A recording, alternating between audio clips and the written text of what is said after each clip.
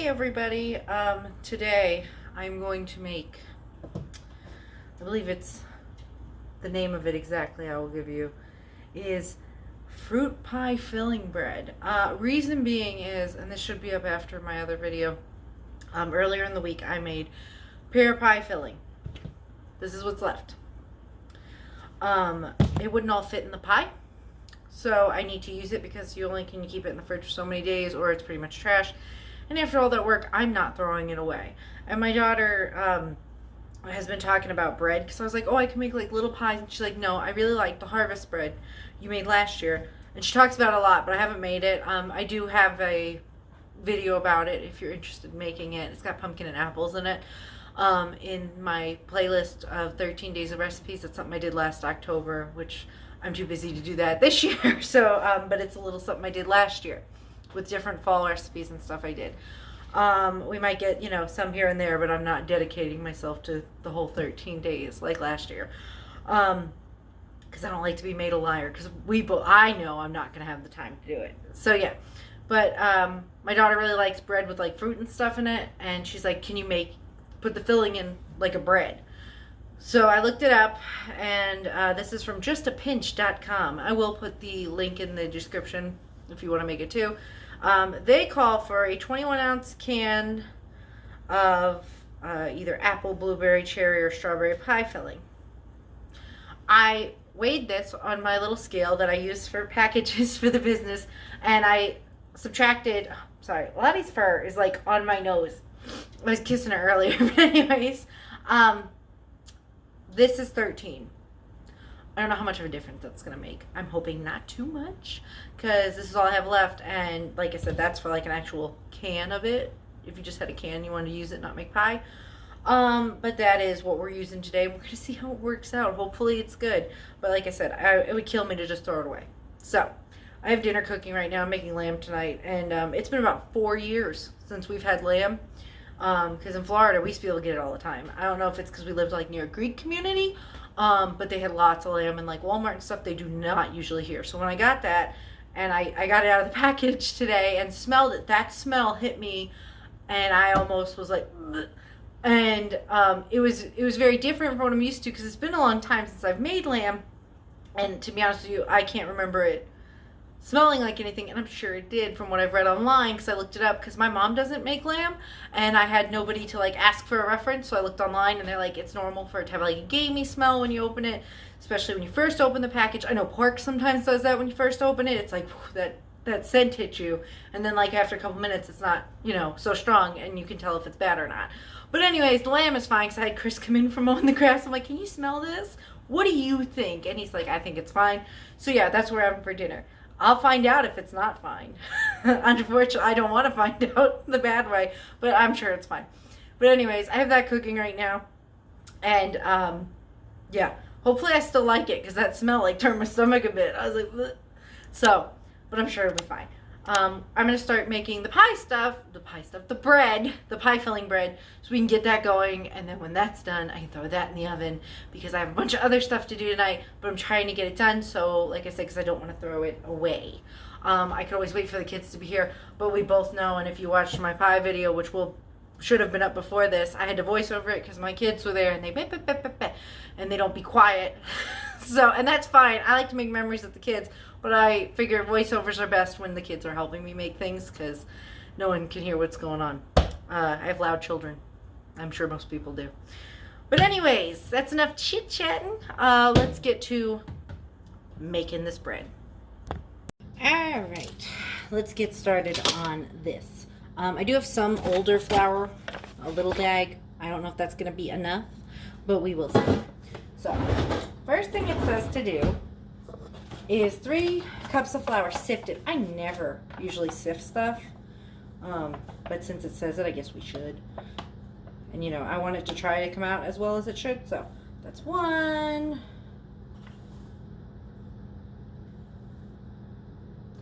2, probably gonna sit that before I put more in there.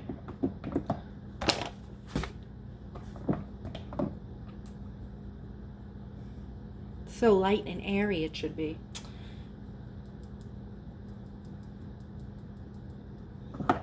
You know what I really need to get is one of those like cranking sifter things. Those seem pretty cool. So I'm not going to need the other flour. There is enough in here. Hooray! Okay, and that's about 3. And then salt and baking soda. I love to do videos when I'm absolutely not prepared for everything I need. I thought I took everything out. So a teaspoon of salt, which seems like a lot. And then a teaspoon of cinnamon, which, just enough maybe? I do have another one. Ooh, just enough. I like when it's just enough. Oops, a little bit more than enough. That's fine. You know what? We're just gonna put the rest of that in there. So much for sticking with what it says. And then, I believe, 1 teaspoon of baking soda. Let me go wipe this off because I don't want that in there. When I see people making stuff and if they like stick the same spoon or like cooking utensil in like a container like this, it drives me nuts. Like, because it's like cross-contamination and I hate it. I was watching one lady make potato salad and she was putting the spoon in different things after she mixed it and I was like, eh. So, yeah, that's my little pet peeve. So, and then we're going to sift. So nice, so light, so airy. And I believe that's it for that part. Yep. And then we're going to mix oil, eggs, and sugar. So I need more counter space. I'm going to move this over here. Okay. In this bowl, we're going to put 2 cups of sugar. That is a lot of sugar. And the pie filling is sweet too. We'll see.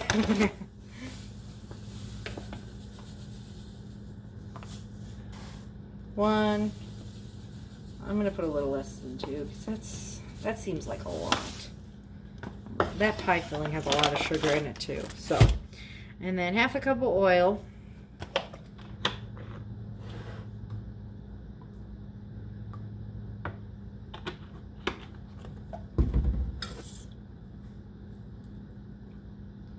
And then 3 eggs. I don't usually buy these big ones, but when I went to the store last, this is all they had, I guess, for an 18 pack, so I took it. It's not a super big deal, but it costs a little more. I don't see that much of a difference. They're like jumbo. They're not really that much bigger than, or extra large. They're not that much bigger than the large eggs. And I know some people separate their eggs in like a separate bowl so they don't get shells in. I really never do.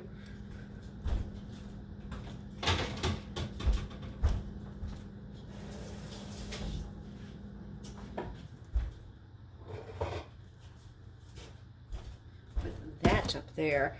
So the next part is gonna be mix them together, this stuff.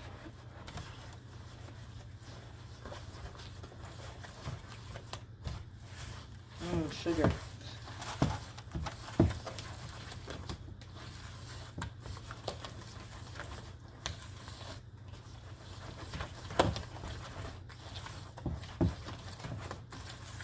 Okay.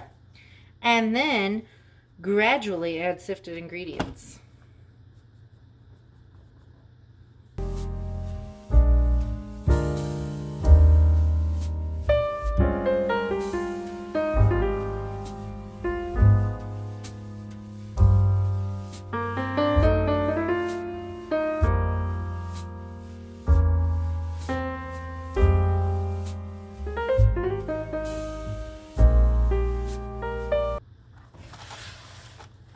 This is like the driest dough I've ever made. It reminds me of like a cookie dough. Makes you wonder how this is supposed to be bread. I really regret not using the mixer because I was like, oh, this will probably be simple. I gotta get the hands in there. Gosh.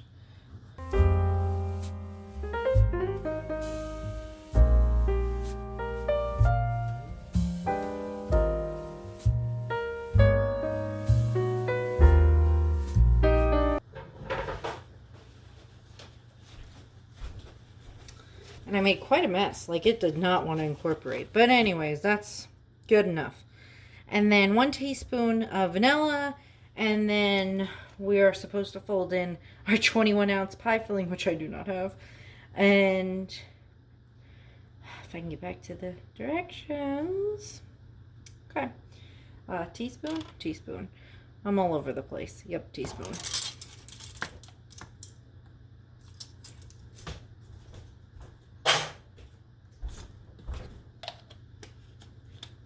And then it says, fold in your filling and your nuts. You could use nuts. My kids are allergic to nuts, so I do not use them. So beautiful pie filling. Hopefully that's enough. This was a pear, caramelized pear, like filling, so hopefully it's good in there. We'll see.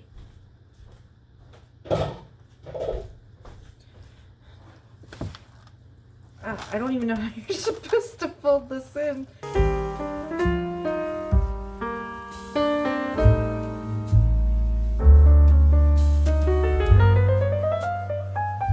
It's more like closer to a box like quick bread I've done before, but it is still quite thick. And I imagine if you had the correct amount of pie filling, it probably would have been a little bit better, but that's okay. So I'm gonna spray the pan. It says 2 loaf pans. I have 1 loaf pan, but I have baby pans. I can put some in baby pans. I had a glass one. I had a glass loaf pan because I would make like 2 breads at a time, but I ended up breaking it by accident, and I was like, oh no. So yeah, we're gonna work with what we got. Move all my mess. I got this pan. Isn't this cute? See, I'm showing it to nobody. It's got little honeycomb, like hexagons in there. I thought it was cute. I got it from Home Goods for like $8, I think. It was a while ago.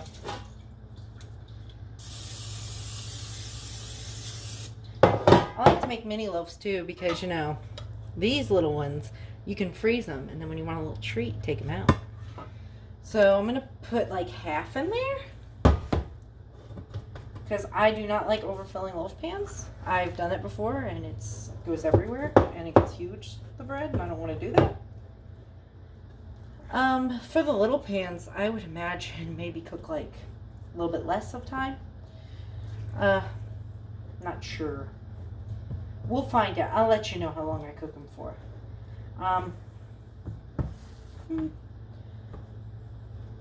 Let's say that's half, because that's like half the pan full, I would say. And just kind of smooth that out as we can. And then see how many of these I can fill. I would imagine like 2 maybe. It's a very thick bread. I've never, like I said, besides yeast bread, the dough's never usually this thick. But it's probably my own fault because, like I said, I didn't have enough filling. Yeah, I think I can get 2 out of these.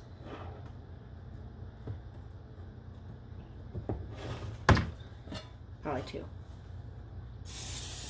These ones I got from like a discount store at Christmas time. Store called Roses. I know not everywhere has one, but we do here.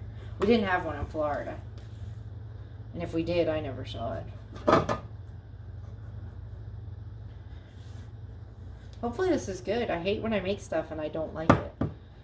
Or like, it just doesn't come out the way it should. It's always very disappointing to put so much time and effort into something and then it's like, hey, it didn't work. Sorry. So, we'll see. This one, I gotta get a paper towel because I know if I leave that stuff on there, that is not gonna cook well and it's gonna get burned.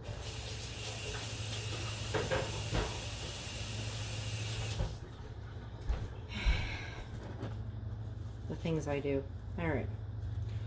Yeah, I've done that with cupcakes before where I've gotten it on the sides and it like burns. All right, all these little babies right here. And hopefully you can see well the whole time. It's really hard to get a good angle in my kitchen with the light and stuff. We're gonna bake them for an hour. It says these little babies probably, I want to say like maybe 20 minutes, half an hour. I'm gonna check them after half an hour because I'm scared those will burn. And then because this is the recipe says pour batter into 2 8x3 -3 1/4 or 2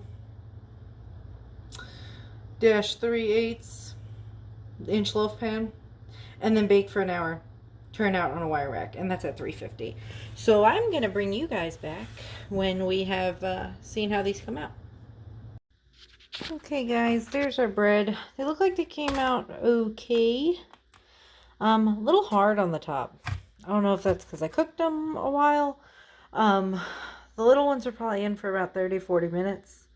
And then this was a little bit more than an hour, I want to say. It is a little hard on the top, but I will write on there and let you know how they came out when we have some. I appreciate all you guys watching, and I hope you enjoyed the video, and I'll see you in the next one.